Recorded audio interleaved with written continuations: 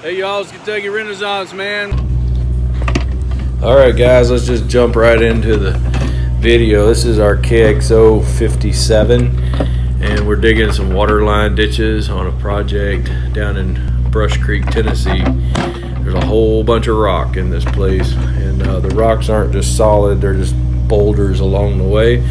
So we set our target, dig our ditch, and when we run into rocks we switch over after we get a part of the ditch dug and put the ram hoe hammer breaker on the track hoe so that we can break the rocks up. Then we put the bucket back on the track hoe and scoop out the broken rocks.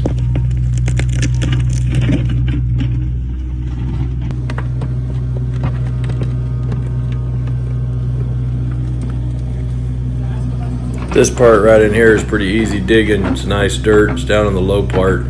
Some of the areas got some rocks probably the size of the hood of my truck in there, and they're just too big to go around or to dig up. So we just break those up. Here I'm shoving a few out of my way that I've already broke up. In a minute I'll have the breaker out.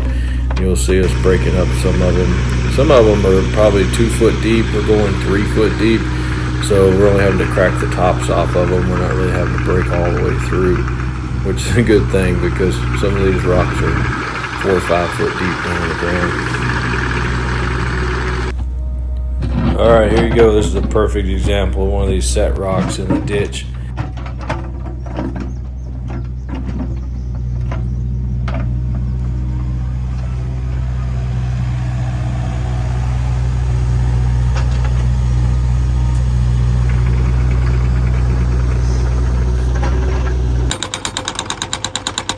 This is a Kubota rock breaker. It's a 560. I think it's a BR560. It's perfectly matched for our KXO 57. Some people also use it on the 080s.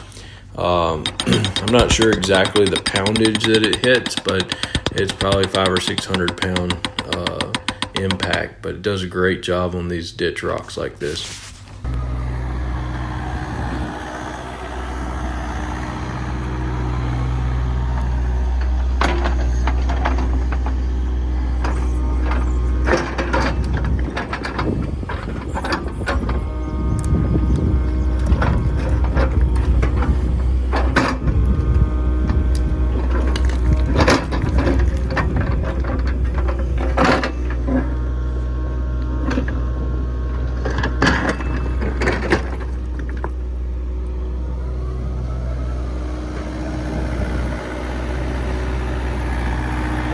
Kubota.